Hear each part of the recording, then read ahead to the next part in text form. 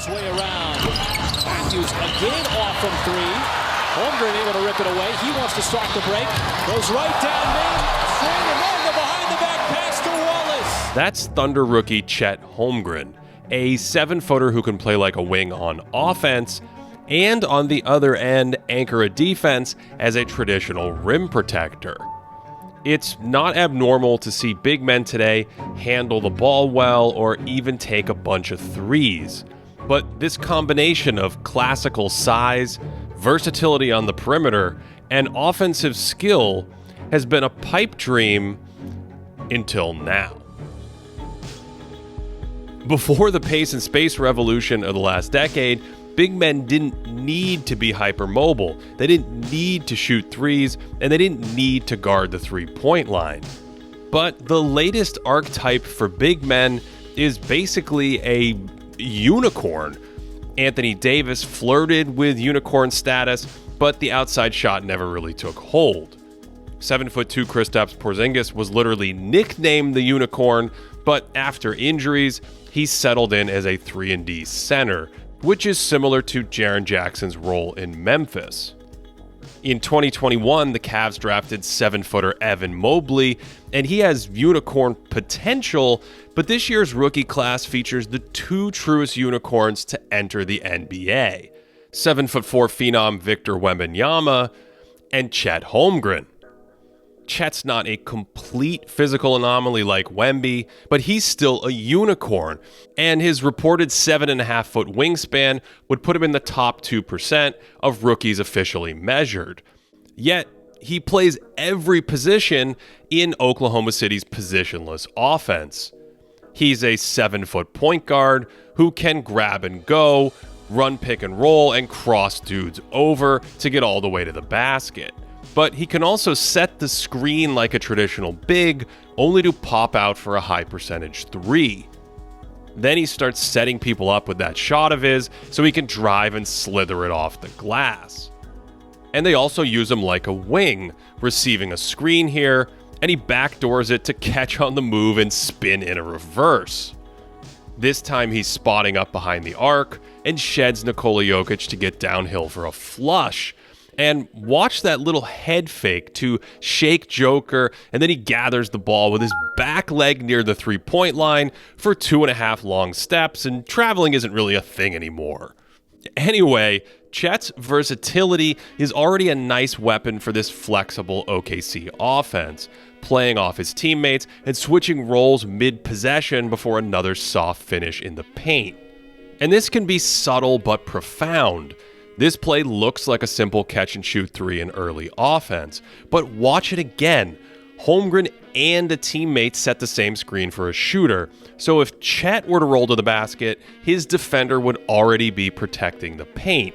But when the guard rolls, it causes this moment of confusion where the wing defender doesn't actually recover to the outside, and Chet's the better shooter anyway, so the changeup works perfectly. Here's another play with Holmgren setting a similar screen for a shooter, and he's punishing this defender who wants to help and then recover to the outside. Only his teammate passes to him instead, so he can flow right into this beautiful spinning turnaround in the paint. I love how fluid his movements are and that soft touch around the hoop, and his ball handling is a bit mind-boggling at his size, going to the spin and the finger roll. As a reminder, this is what Chet looks like in a normal human-sized chair. He really likes to run the point in early offense, and he's a little slippery in open space against big men. That was a great high-speed crossover, and this grab and go against DeJounte Murray turns into a huge swing through and kick out to create good transition offense. He may not move at the highest speeds, but this dribbling and transition playmaking is already a value add for a center, let alone a 21-year-old rookie who hasn't even played 10 NBA games. On this one, he's initiating in the half court, hesitates off that screen to freeze Andrew Wiggins, and then slips the one-handed bouncer off the dribble. And he just has great instincts for team concepts, picking up a loose ball here and stutter stepping into another nice pass. You can see the IQ on a play like this, where the Hawks are in zone, so he tells fellow rookie Cason Wallace to flash into the soft spot. That brings two defenders and collapses the defense, so a cutter can slip inside and find a bucket. And in time, I think Chet will be able to make the skip pass directly to an open shooter in this spot, because he's already a pretty good passer when he's surveying the defense. More importantly, he sees opportunities. This is an option for a handoff, and he reads the back door, but the pass is a touch soft, and it still took a great defensive read from the weak side to break it up. So turnovers like this demonstrate an impressive awareness of the floor for a rookie probing into the paint. And again, in time, he can learn to look to the corner to freeze this defender, and that'll be a layup. He uses the threat of his shot to attack again, and instead of a basic kick out to a shooter, he knows help has to come and slips it inside for something better at the rim. By the way, his three-point shot looks fantastic, which is why opponents will run at him on the line to set up these dribble drives, and that is incredible body control for a player of any size with a lefty finish. It's a very small sample, but he's made 90% of his 30 free throws, and more importantly, his stroke and form just look really good. He has a soft wrist and fluid motion, swishes a ton of his shots, and the soft touch makes me think he's a good, if not really good, outside shooter. And offense probably isn't even the best part of his game. The idea of Chet, the unicornness of him, is built around the idea that he can be an elite piece who stuffs up the paint like a Defensive Player of the Year candidate. In the first 2 weeks of the NBA season, no one has contested more shots within 6 feet of the basket than Holmgren. And while that might slow down as he racks up more blocks, it's a testament to how active he is in the paint and how difficult he is to score on. Again, it's one thing just to protect the rim, but as we saw last time with Wembanyama, today's skeleton key defender can play on the outside in a variety of coverages.